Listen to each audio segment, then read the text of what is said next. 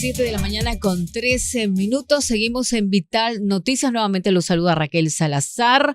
Ya saben que nos pueden escuchar por Vital FM. En Lima la frecuencia es 91.1 FM y también nos ven por la señal abierta de Nativa Televisión y por cable. Nosotros seguimos conociendo a los candidatos con miras a las elecciones 2026 y en estos momentos nos acompaña el candidato al Senado por Fuerza y Libertad que lidera Fiorella Molinelli. Se trata del doctor Antonio Quispe, médico epidemiólogo, ya me equivoqué, e investigador científico. Doctor, bienvenido, muy buenos días. ¿Qué tal? Buenos días, Raquel. Un saludo cariñoso a toda tu teleaudiencia y nada, desearle feliz Navidad antes que todo. Y igualmente feliz Navidad. Bueno, muchos se preguntan, ustedes lo conocen, doctor, algunos sobre todo en las redes sociales, porque cuando hubo las protestas, ¿no?, contra el excongresista y presidente interino Merino, usted y un equipo de rescatistas conformaron brigadas y también usted cumplió un papel, me señalan, bastante destacado durante la pandemia. Y muchos se preguntan por qué postula al Senado con el partido Fuerza y Libertad de Fiorella Molinelli. Mira, primero que nada por coherencia, ¿no? Y esas son las cosas que la gente reconoce. ¿Por qué razón? Porque los técnicos, como yo, somos literalmente ahuyentados de la política por este pacto mafioso, por esta politiquería barata que suele existir en el país, ¿no? Y para ser coherente con eso, tenemos que dar la cara. Tenemos que dar el siguiente paso, ¿no? Porque si no, todo es por estos no, por esto no, por esto no. Y la pregunta que cae madura es ¿por quiénes sí, no? Y parte de esa respuesta es justamente este grupo de técnicos que hemos ido a trabajar con este tipo de partidos y eventualmente unirnos a la plancha presidencial. ¿Había ¿no? habido conversaciones con otros partidos? Sí, hemos yo personalmente recibí invitaciones de 3 partidos, ¿no? Y en las conversaciones con ellos mi pregunta era muy puntual, ¿no? O sea, ¿quiénes van contigo? ¿Quiénes te acompañan? ¿Cuáles son tus técnicos? ¿Cuál es tu propuesta? ¿no? Y los técnicos y el equipo de la señora Fiorella Molinelli lo convencieron. Ella fue la única que levantó la bandera de tenemos que llevar profesionales preparados, competentes en esta oferta de senadores y diputados a las siguientes elecciones, ¿no? A la candidata Fiorella Molinelli, muchos en las redes le cuestionan el papel que desempeñó como presidenta ejecutiva de salud. Ella asegura de que realizó una excelente gestión durante la pandemia, incluso escribió un libro o lanzó un libro, una publicación, pero en las redes siempre insisten, ¿no?, que sí hubo problemas, incluso que ella fue investigada. ¿Qué le ha podido decir sobre este tema la doctora? Como a todos, ¿no? Porque me incluyen a mí también. O sea, a la hora de la hora, cuando yo regresé del doctorado en Estados Unidos, me invita el presidente, el ministro de Salud, a formar parte de este equipo de expertos que asesoró al gobierno en la pandemia. Y a todos los que hemos trabajado en algún momento de ese proceso, nos reclaman eso, ¿no? Pero ustedes trabajaron. Por supuesto que sí, ¿no? Porque si no, moría un montón de gente. O sea, es como cuando me convoca el ministro Ceballos a formar parte de su equipo técnico. Antonio, van a poner un antivacunas de ministro de Salud. ¿Qué hacemos? Vamos con todo, no podemos permitirlo, ¿no? En este caso es exactamente lo mismo, ¿no? Tanto a Fiorella como a mí, como a todas las personas que dimos la cara, nos sacamos la mugre, ayudando al país a sacar adelante la pandemia. ¿Usted considera que ella sí realizó un buen papel en salud? Mira, gracias a ella se importó y se logró levantar la cantidad de camas de hospitalización, camas de UCI. El trabajo que hizo salud a nivel nacional fue literalmente la primera línea de batalla en respuesta a esta pandemia que vino el Perú a arrasarlo por completo, ¿no?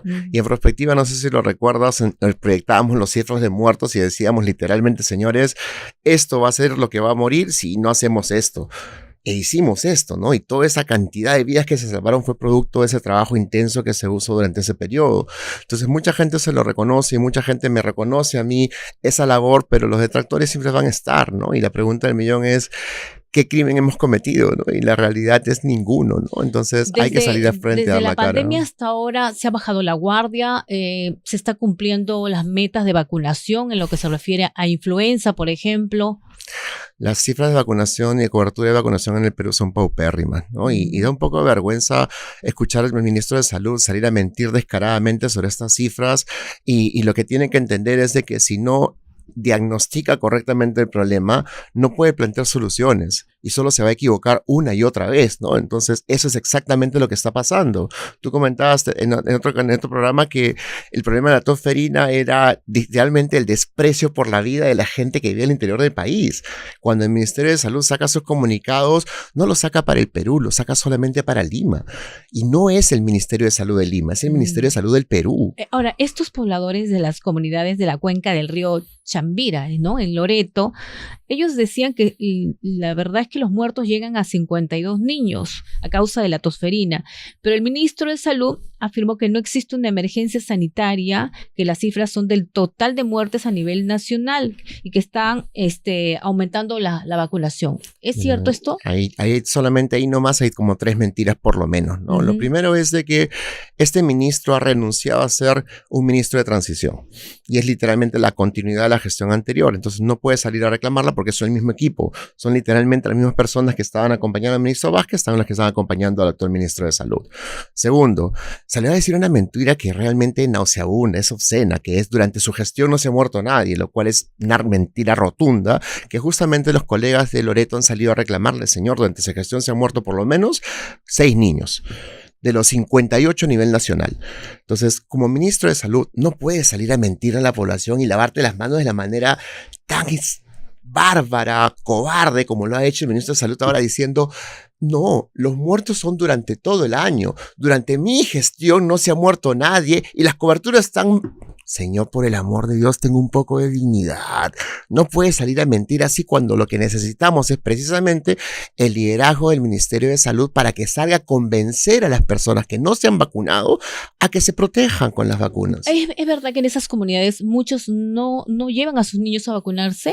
Tenemos un problema muy serio de antivacunas en la Amazonía, ¿no? Y por eso te decía que tú partes de un diagnóstico y puedes dar un tratamiento. Si te equivocas en el diagnóstico, no va a haber tratamiento, ¿no? ¿Y qué ha salido a decir el ministro de Salud? Primero, que no hay alertas, que no hay emergencia sanitaria, lo cual es mentira y el doctor Celi se lo ha reclamado con cifras en la cara, con cifras del INS del 15 de diciembre. Segundo, que las coberturas de vacunación han mejorado. Son paupérrimas. No vamos a llegar a la meta casi ninguna de las vacunas del esquema regular y lo sabe. Tercero, de que van a llegar las vacunas, primero dijo en abril, ahora salió a decir a mentir que son en febrero. Eso de la nueva influenza. De la nueva influenza. Y no solo eso, sino que el Perú ya no tiene vacunas contra influenza. Se le acabaron en un ratito porque la gente, al recibir la alerta, ¿qué hizo? Salió a protegerse, salió a buscar las vacunas. ¿Qué le decían en los centros de salud? No hay. Respuesta del Ministerio de Salud, solo tenemos vacunas en 8 centros de salud, todos en Lima. El resto del Perú, que se joda. O sea, ¿solo hay en Lima? Nuevamente, el ministro de Salud sacó un comunicado en sus redes sociales diciendo solo nos quedan vacunas en estos 8 centros de salud, en todo el Lima, que son 51 distritos o más. Y no solo eso, sino que no es el ministro de Salud de Lima, por el amor de Dios, es el ministro de Salud del Perú. Sí. Tiene que comportarse a las alturas de sus circunstancias y si no tiene las competencias para ejercer ese cargo, tiene que dar un paso al costado. Y no solo eso, sigue manteniendo la misma directora de inmunizaciones, que es la misma persona que compró vacunas y se olvidó de comprar las agujas. Sigue informándose por el mismo equipo de epidemiólogos que le dice que no pasa absolutamente nada, todo está controlado, cuando su propio INS le está diciendo, señor, la epidemia de influenza en el Perú ya empezó en diciembre, ya estamos superando la tasa de positividad del 10%. Y este ministro sale en cadena nacional a declarar, no pasa nada, todo está controlado, las vacunas están, nos sobran vacunas, la cobertura está por los cielos. Pero el fin de semana mentira. El MINSA confirmó ya 6 casos de influenza H3N2 en Lima, ya confirmado, pueden haber más, ¿no? Lo que pasa es que esto es la confirmación por genotipificación. A genotipificación solo llegan en 0.01% de todas las muestras. O sea, literalmente eso es la punta de una pirámide extremadamente ancha y la población lo sabe, porque ahora tú has ido a tu cena navideña con tu abuelito, con tu menor de edad, con la gestante, te metes en un estornudo, los contagias a todos. ¿Por qué razón?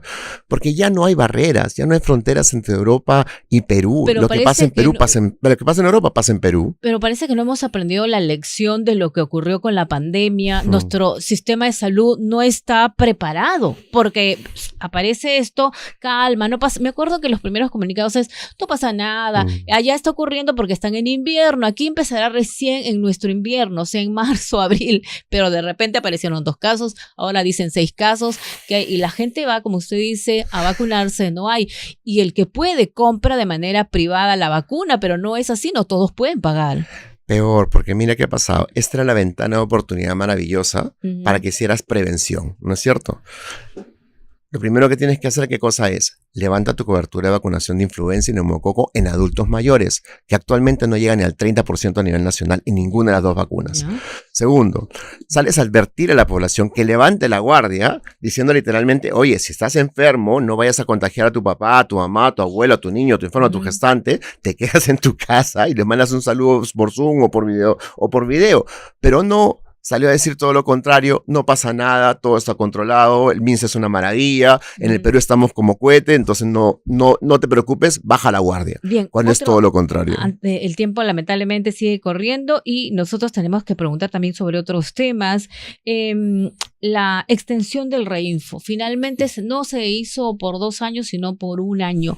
Y escuchamos a los que defienden esto, por favor, son trabajadores, son mineros informales que necesitan trabajar, llevan años en esos lugares, no se puede, hay un problema social, no podemos confundirlos con la minería ilegal.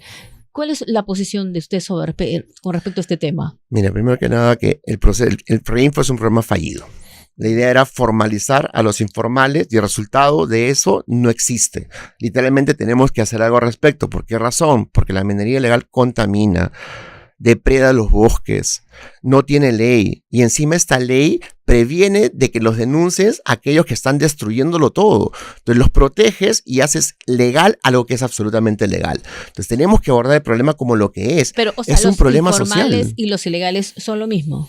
No son lo mismo, pero el punto es de que actúan como lo mismo. ¿Por qué razón? Porque si tú eres un minero ilegal, vas a un río, tiras mercurio para poder procesar el oro, ese mercurio no se va a ninguna parte y esa misma agua la consumen las poblaciones nativas, la consumimos nosotros. Entonces, a la hora, si tú no entiendes el problema o te lavas las manos como están haciendo ahorita en el gobierno, literalmente lo único que haces es patear la pelota al siguiente gobierno. ¿Qué tiene que hacer el siguiente gobierno? Atacar el problema de raíz, que es formalizar la minería ilegal, formalizar a los informales. ¿Por qué?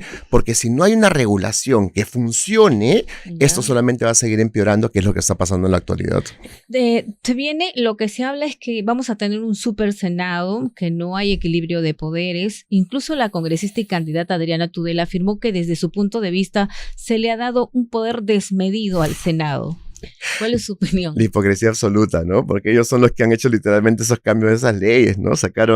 Cambiaron toda la Constitución. Para empezar, ¿qué asamblea constituyente? Sin asamblea constituyente cambiaron casi toda la Constitución. ¿Para qué? Para convertirnos de un país presidencialista a un país parlamentarista. Ya no somos una democracia presidencial, somos una democracia donde existe o va a existir un Senado todopoderoso. Por eso es que la competencia para estas elecciones de 2026 no es por la presidencia. El presidente está pintado en la pared, no tiene ningún poder para hacer absolutamente nada. El poder está en el Senado, por eso es que es imprescindible que les demos una lección a este pacto mafioso y que no se reelija ninguno de los congresistas que actualmente ha contribuido a esta crisis política en el país, que ha destruido nuestra democracia. Hay que castigarlos, hay que darles una buena cachetada de realidad para que, como Adriana Tudela, ¿no? O como todos los congresistas que la están reciclando en no sé cuántos partidos ya para volver a postular, entiendan de que eso tiene consecuencias. Destruir el país no puede ser un crimen que pase impune. Tienen que recibir esa cachetada de realidad que es de todos los peruanos que vamos a votar por estos no. Y ahora, más importante, teniendo alternativas, vamos a poder votar por estos sí.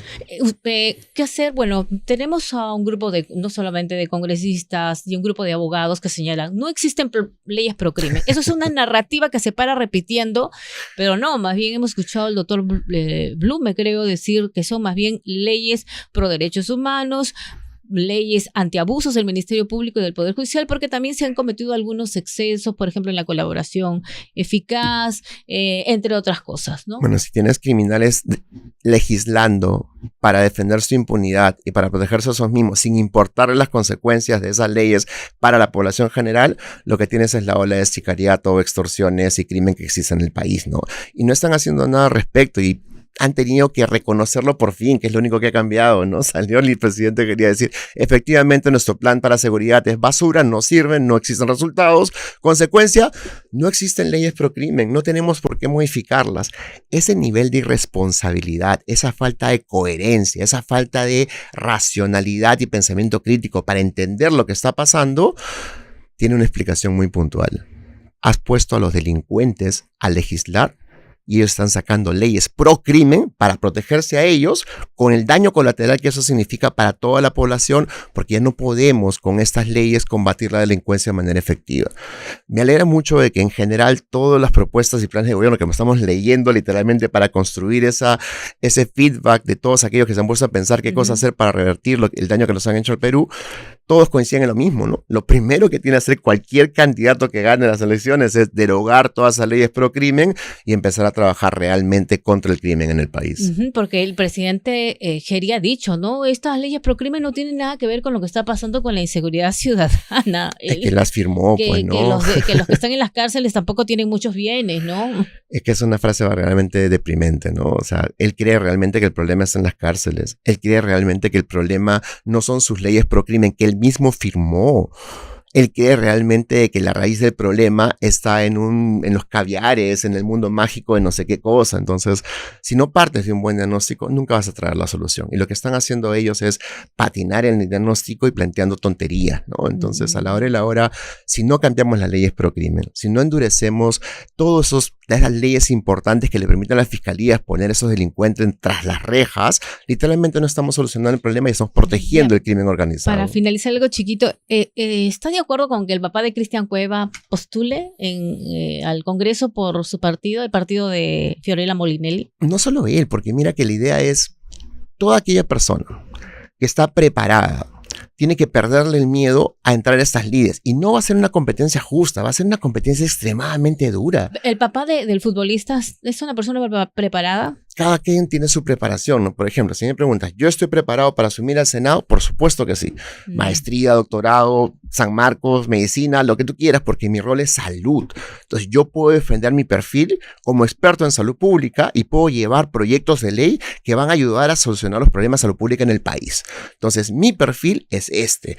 Cada una de las personas que forman parte de este equipo de técnicos y profesionales que está llevando Fiorella Molinelli al Congreso cumplen un rol en particular y juntos podemos ofrecerle al país una alternativa a quienes, contrario a los delincuentes que están destruyendo el país desde el Congreso. Bien. Por eso el mensaje es muy claro, ¿no? A todos, por el amor de Dios, votemos por estos no, pero más importante, voten por cualquiera, de izquierda, centro, derecha. Si creen en nosotros, voten por nosotros, pero más importante, no voten en blanco, no voten viciado, porque ese voto solo termina beneficiando al pacto mafioso que ha cambiado las leyes para favorecerse a ellos mismos. Bien, hemos escuchado entonces al candidato al Senado por Fuerza y Libertad, liderado por Fiorella Molinelli, el doctor Antonio Quispe, médico y además investigador científico. Doctor, muchas gracias.